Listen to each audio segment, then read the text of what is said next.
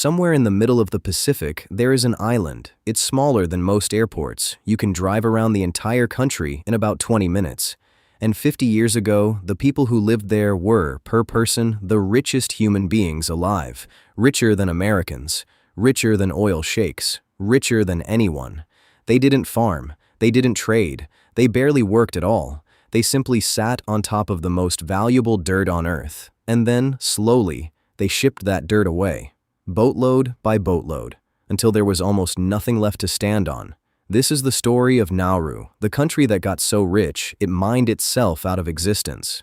And to understand how a nation sells the ground beneath its own feet, you first have to know what that ground was made of. Because it wasn't gold, it wasn't oil, it was bird droppings.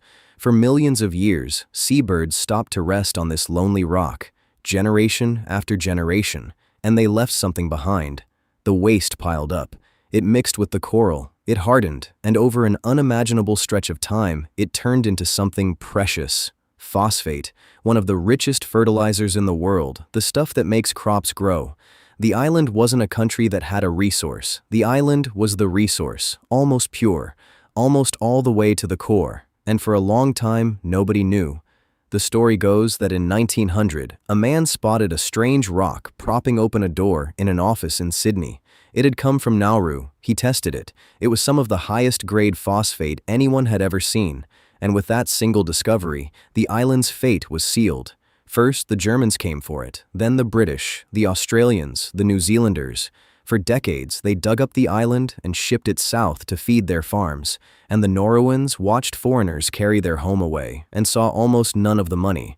But in 1968, that changed. Nauru became independent, one of the smallest nations that has ever existed, and for the first time, they owned the dirt. They took the mines, and the money came in like a tide. Suddenly, a few thousand people were sitting on a river of cash, so the government did the obvious thing.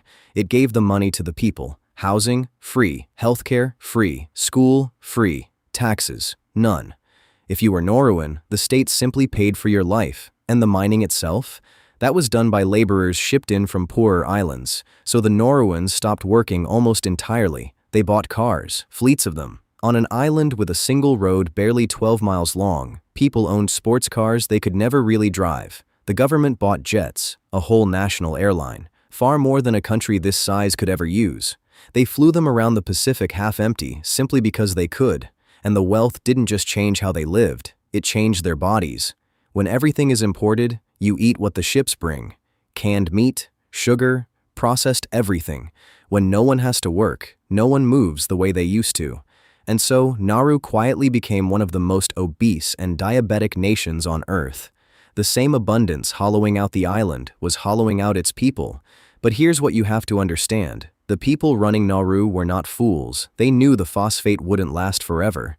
They knew that one day the island would run out, so they made a plan, a genuinely smart plan, and it became one of the most spectacular financial disasters you've never heard of. The idea was simple: take the money coming out of the ground. Don't just spend it, save it, invest it. Build a fortune so large that when the phosphate was gone, the interest alone could fund the country forever. They called it the trust, and at its peak, it held over $1 billion. For a few thousand people, that was almost limitless wealth. It should have worked. It was exactly the right idea, and they lost nearly all of it. They poured the money into things they didn't understand. Real estate on the far side of the world, hotels, office towers, ventures pitched to them by outsiders who saw an island full of cash and no experience.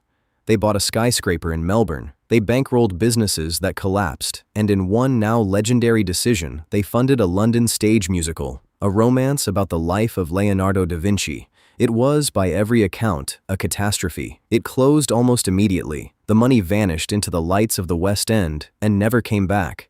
Piece by piece, the fortune meant to last forever was gambled away on bad bets, bad advice, and outright theft. The safety net dissolved, and all the while, the ships kept coming, because the money was only half the story. The other half was the island itself, and this is where it stops being about wealth and starts being about something you cannot buy back.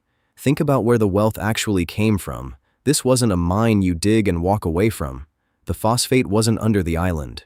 The phosphate was the island, the whole interior, the high ground, the center of the country. To sell it, they had to remove it. all of it, so they scraped away the surface, the trees, the soil, the green, and underneath they dug the phosphate out down to the bare coral, and what they left behind was a nightmare. Picture a forest made of stone, jagged limestone pinnacles, gray and sharp, some taller than a person, stretching for miles. Nothing grows there, nothing lives there. It bakes in the sun and holds the heat like an oven. The Nauruans have a name for this dead place at the heart of their country. They call it Topside, and decade by decade, Topside ate the nation. Roughly 4/5 of the island was hollowed out this way, 4/5, which pushed almost everyone onto a thin ring of coast around the edge. An entire people, crowded onto the rim of their own island, living on the last strip of land they hadn't yet shipped away.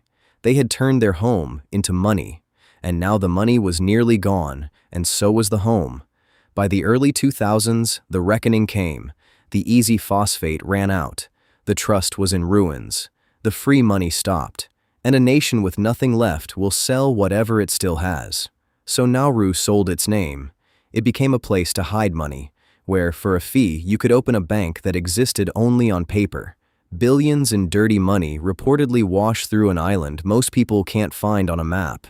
It sold passports to strangers who wanted a new identity. It sold its recognition, switching which foreign governments it acknowledged in exchange for aid, and then it made the deal that defines it today. Another country needed somewhere far away to send people it didn't want. Nauru had space. Nauru needed money, and so the island that had been strip-mined into a wasteland became a place to hold the people the world had turned away. It sold its land. Then it sold its name. And finally, it rented out its emptiness. Today, Nauru is trying to heal. There's talk of digging the last, deeper layers of phosphate, talk of one day rebuilding the ruined center. But you cannot unship an island. The dirt that made them rich is scattered across farms on the other side of the planet, grown into crops, eaten, and gone. And here's the part that should stay with you. Nauru was never destroyed by poverty. It was destroyed by wealth. It had everything. And everything is exactly what it spent. The lesson of this tiny island is the oldest one there is, written in phosphate and dust. If the only thing you own is the ground beneath your feet, and you sell it, you'll be rich for a moment, and then you'll have nowhere left to stand.